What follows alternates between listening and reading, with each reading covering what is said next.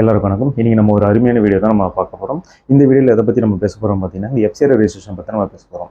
இந்த FCR registration பற்றி already நம்ம சேனலில் நிறைய நம்ம பதிவு போட்டிருக்கோம். ஆல்ரெடி நம்ம கிளைண்ட்டுக்கு பண்ணதையும் பார்த்தீங்கன்னா நம்ம வீடியோவில் பகிர்ந்துருக்கோம்.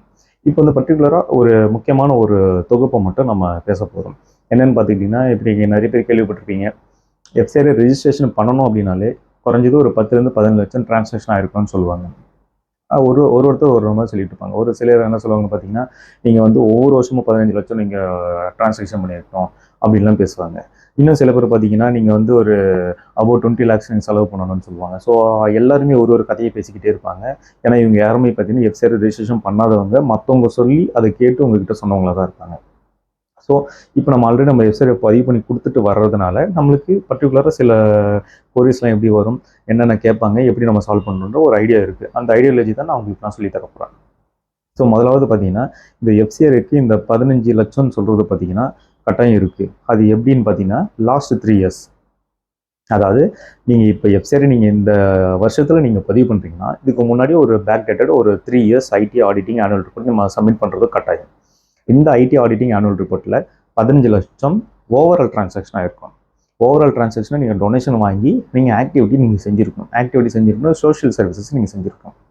அந்த சோஷியல் சர்வீஸ் செஞ்சதுக்கான எவிடன்ஸ் தான் உங்களுக்கு ஆனுவல் ரிப்போர்ட். ஸோ இதுதான் வந்து எல்லாரும் சொல்கிற அந்த 15 லட்சம் அப்படின்ற கணக்கு.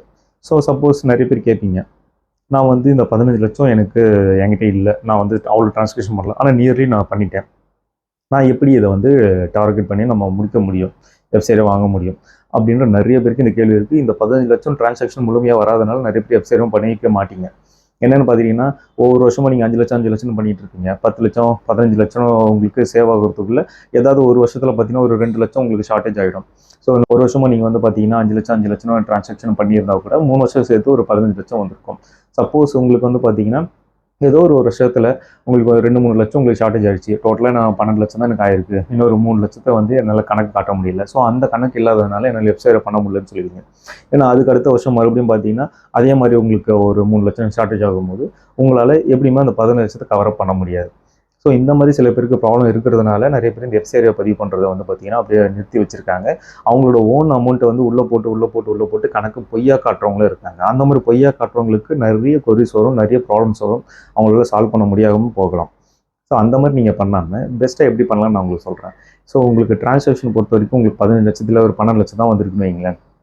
பாக்கி அந்த 3 லட்சத்துக்கு நீங்கள் என்ன பண்ணணும்னா, நீங்கள் உங்களுக்கு டொனேஷனாக நீங்கள் வந்து மேபி உங்களோட டோனர்ஸ் கிட்ட இருந்து பொருளாக நீங்கள் வாங்கியிருக்கீங்க, அசட்ஸ், இதுக்குன்னு தனியாக அஃபிடேவிட்ஸே இருக்குது. ஸோ நீங்கள் வந்து அப்ளை பண்ணும்போது பார்த்தீங்கன்னா உங்களுக்கு குறைஞ்சபட்சமாக தான் உங்களுக்கு 12 லட்சம் 10 லட்சம் தான் ஆயிருக்கு.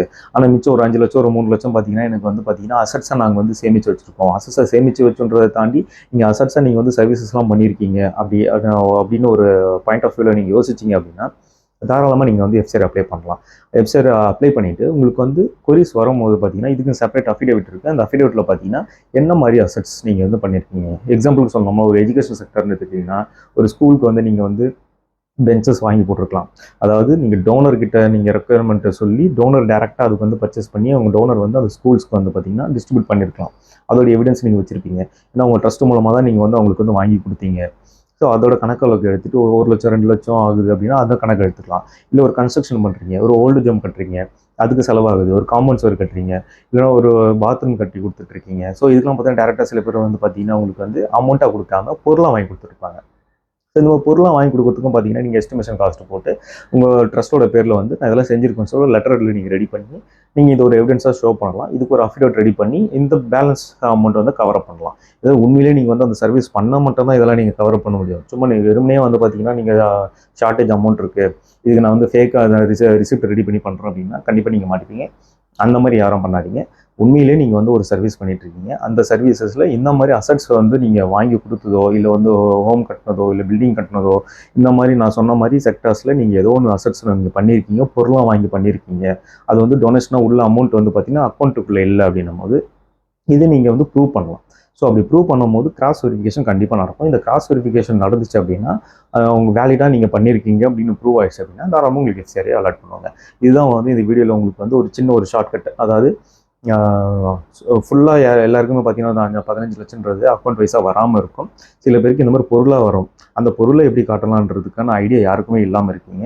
ஸோ இந்த வீடியோவில் நீங்கள் இது புதுசாக இந்த விஷயத்தை தெரிஞ்சிருக்கீங்க அப்படின்னா நம்ம சேனலை சப்ஸ்கிரைப் பண்ணிக்கோங்க. மேலும் பார்த்தீங்கன்னா நிறைய வீடியோஸ் நம்ம போடுவோம்.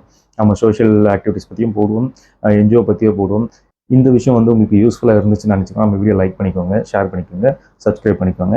மேலும் நிறைய வீடியோ வந்து நம்ம சேனலில் வந்துகிட்டே இருக்கும். சப்போஸ் உங்களுக்கு ஏதாவது ஒரு டவுட்ஸ் இருக்குது, அதை வந்து நான் வந்து வீடியோ பதிவாக போடணும்னு நினச்சிங்க அப்படின்னா கமெண்ட்டில் வந்து பார்த்தீங்கன்னா எனக்கு மென்ஷன் பண்ணுங்கள். எதை பற்றி நான் பேசணும், உங்களுக்கு என்ன டவுட்ஸ் இருக்குன்றது நீங்கள் கமெண்ட்டில் சொன்னீங்க அப்படின்னா அடுத்தடுத்த வீடியோவில் பார்த்தீங்கன்னா நீங்கள் சொல்கிறத வச்சு நான் வந்து ஒரு வீடியோ பதிவாக செஞ்சு போடுறேன். Thank you so much.